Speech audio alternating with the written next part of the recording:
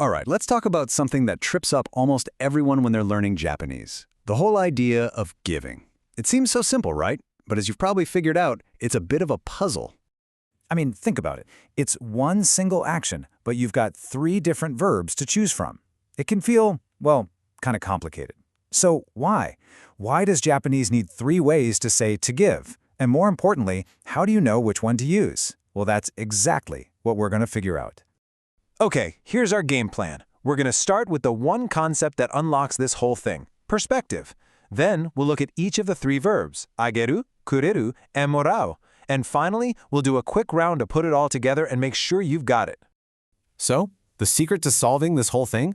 It actually comes down to one simple idea. It's not really about the action of giving something away, it's all about your point of view as the person speaking. And this right here, this is the most important concept we're going to talk about today. The idea of an in-group versus an out-group. In Japanese, you'll sometimes hear this called uchi, soto. Basically, the verb you pick depends entirely on who's doing the giving and who's on the receiving end, all in relation to you, the speaker, and your inner circle, like your family or your coworkers. Just think of it like this. There are really only 2 ways the giving can go.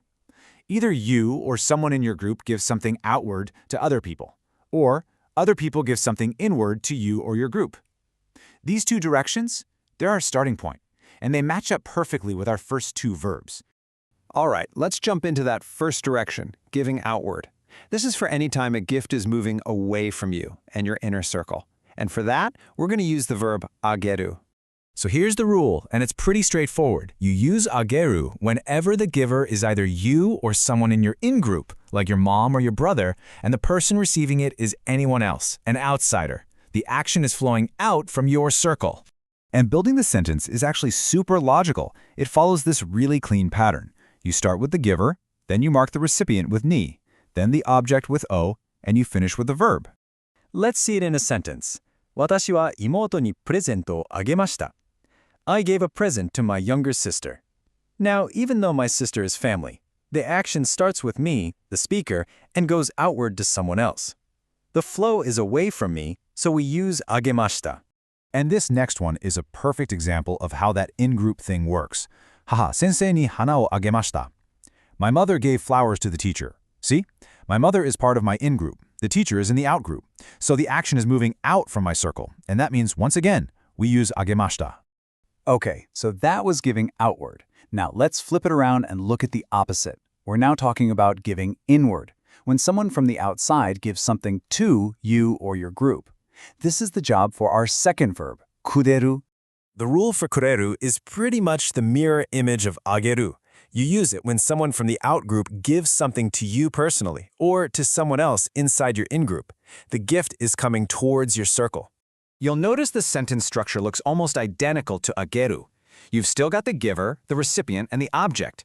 But that one word at the end, the verb kuremasu, that choice completely flips the perspective and tells us the action is coming towards us.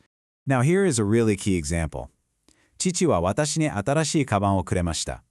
My father gave me a new bag. Even though my dad is in my in-group, the action is directed to me, the speaker.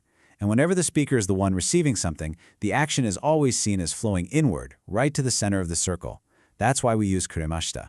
Definitely keep this sentence in mind, because we're going to come back to it. Okay, so we've got giving out with ageru and giving in with kureru. But what if you want to talk about it differently? What if the most important part of the story isn't who gave it, but who got it? Well, that's where our third verb, morau, comes into play. Now, what's so cool about morau is that it's a bit of a game changer. It means to receive, so it completely flips the whole perspective. Instead of focusing on the giver, the main subject of the sentence is now the person who actually received the item. The focus is all on the act of receiving. And you can see that flip right there in the grammar. The sentence doesn't start with the giver anymore, it starts with the recipient. The giver is now marked with ni or kara, which basically means from. The star of the show is now the person who got the thing. Okay, get ready, because this is where it all clicks into place. Remember that sentence I told you to keep in mind? My father gave me a bag. Using kureru on the left, the focus on my father, the giver. But look what happens on the right. We can talk about the exact same event using morau.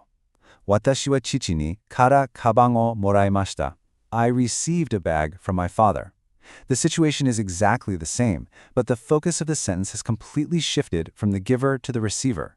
All right, so you've got the three main ideas: giving out, giving in, and focusing on receiving. Let's run through a couple of quick examples just to make sure it's all locked in. Okay, you're up. How would you say this sentence? My friend gave me a notebook. Think about that direction. Who's giving? Who's receiving? Which way is the action flowing? If you said kureru, you are absolutely right. The friend is the out group, and they're giving something to me, the center of the in group.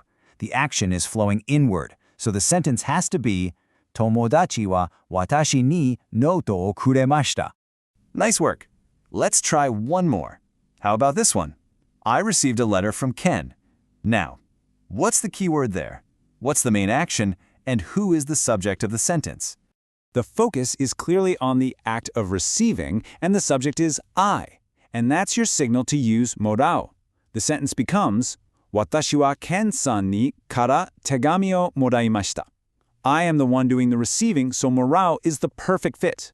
So, there you have it. A puzzle is solved. In Japanese, giving isn't just a simple physical action. It's tied to perspective, to your social circle, to your point of view. It's not just what you say, but how you see the world. And that leaves us with one final thought.